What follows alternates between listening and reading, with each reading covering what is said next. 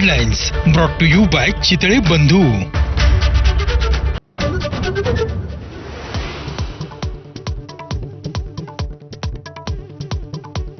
इराणकडून आज चौफेर हल्ले. अमेरिकेचे 560 जवान ठार केल्याचा इराणचा दावा, तर अमेरिकेच्या मित्र राष्ट्राच्या लष्करी तळावर हल्ला केल्याची ही माहिती.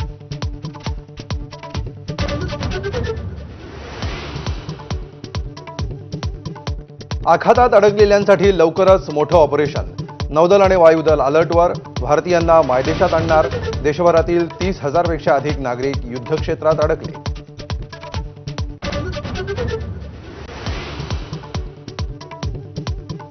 इराणकडून भुयारातून अमेरिका आणि इस्रायलच्या तळांना लक्ष्य, तर शाहेद 136 क्षेपणास्त्र सोडत असल्याचा व्हिडिओ जारी.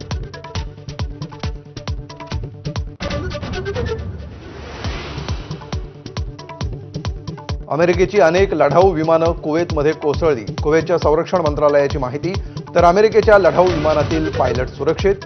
असोसिएटेड प्रेसकडून स्पष्ट.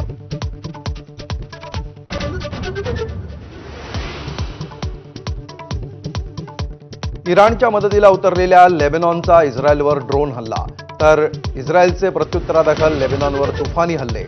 लेबनॉनमध्ये 31 जणांचा मृत्यू.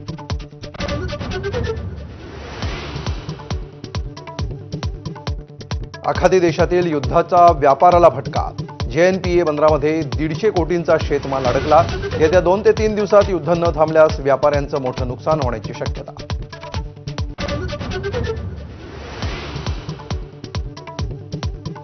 युद्धाचा विमान वाहतुकीवर परिणाम. एअर इंडियाकडून आखातात जाणाऱ्या विमानांची उड्डाणं रद्द. अनेक प्रवासी अडकले.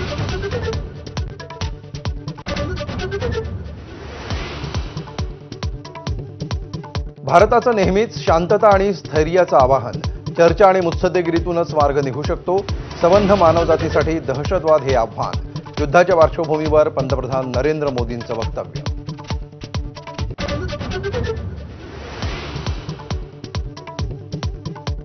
यंदा मनसेचा वर्धापन दिन किल्ले रायगडच्या पायथ्याशी होण्याची शक्यता.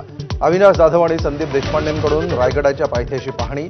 राज ठाकरे 8 आणि 9 मार्चला रायगडावर येण्याची शक्यता.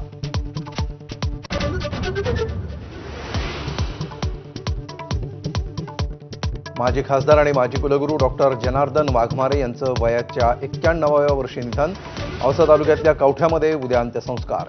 शिक्षण, समाजकारण आणि सार्वजनिक जीवनातील ज्येष्ठ अभ्यासू आणि वैचारिक नेतृत्व काळाच्या पडद्याआड गेल्याची भावना.